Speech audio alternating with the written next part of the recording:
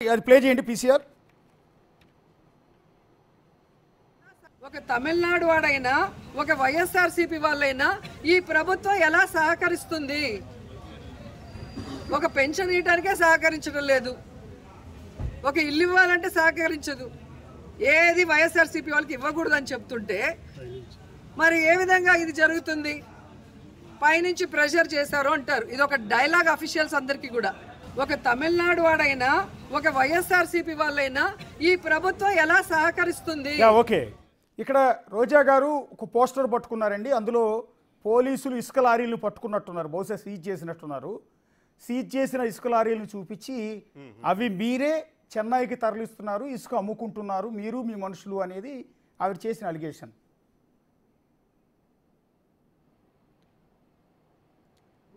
ముందుగా పట్టుకోమని చెప్పింది మేము, గవర్నమెంట్ రూలింగ్లో ఉండేది మేము.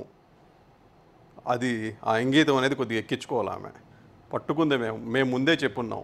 బాబు గారు కూడా క్లారిటీగా చెప్పారు, ఉచిత ఇసుక ఇస్తున్నాం, ఖచ్చితంగా ప్రజలకి చేరాలి, ఎలాంటి స్మగ్లింగ్ కానీ అవుట్ ఆఫ్ స్టేట్ పోవడానికి వీల్లేదు అని చెప్పేది పూర్తిగా బాబు గారు డైరెక్షన్ ఇచ్చారు. అదే డైరెక్టివ్ వాడుతూ ఇవాళ కాన్స్టిట్యున్సీలో మొత్తం కూడా ఎక్కడ కూడా ఇసుక స్మగ్లింగ్ లేకుండా చేయాలని చెప్పి మేము కూడా తీసుకున్నాం డిసిషను.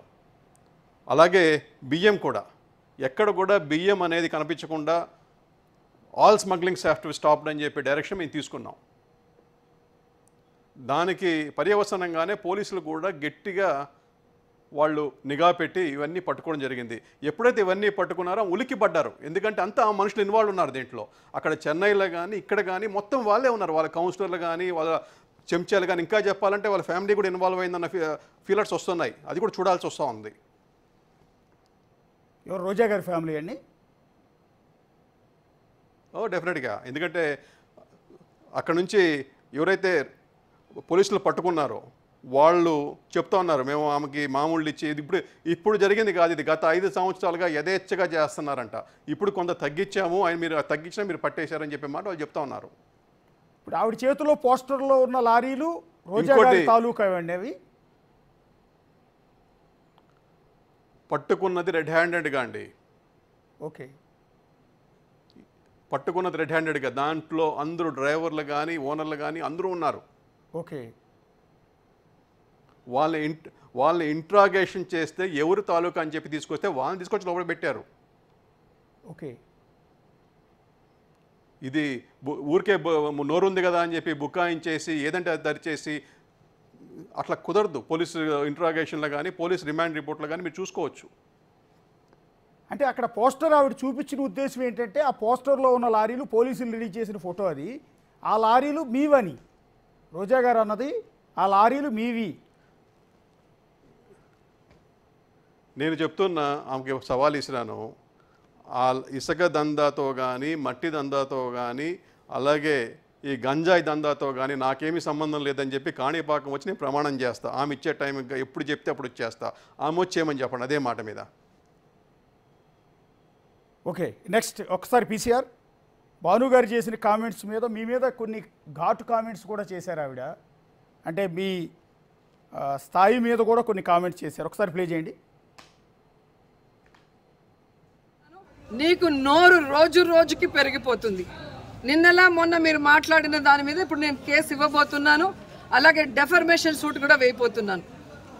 ఇన్ని రోజులు నువ్వు కౌన్సిలర్కి ఎక్కువ ఎమ్మెల్యేకి తక్కువ అని వదిలేశాను, కానీ రోజు రోజుకి నీకు బాగా ఎక్కువైపోయి నువ్వు మాట్లాడే విధానానికి ఫుల్ స్టాప్ పెట్టాలని ఈరోజు మేము ఒక డెసిషన్ తీసుకుంటున్నాం.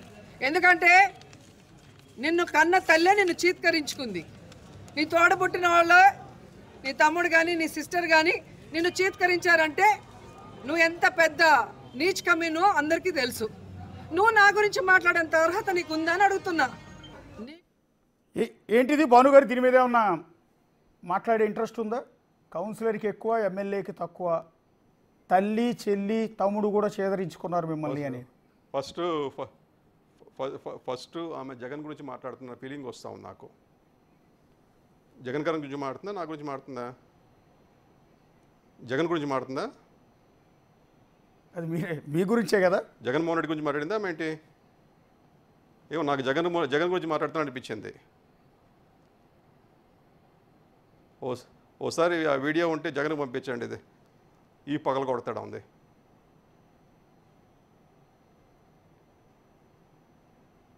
అంటే తల్లి చెల్లిని మీరు చేదరిచ్చారు అన్నట్టుగా కదా ఆవిడ మాట్లాడుతున్న మాటలు.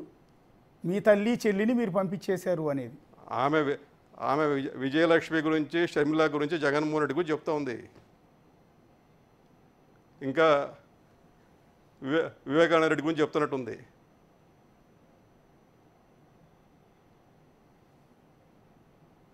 ఏ గొడుగు కింద ఉన్నాం కూడా తెలుసుకోకుండా మాట్లాడే నోరది.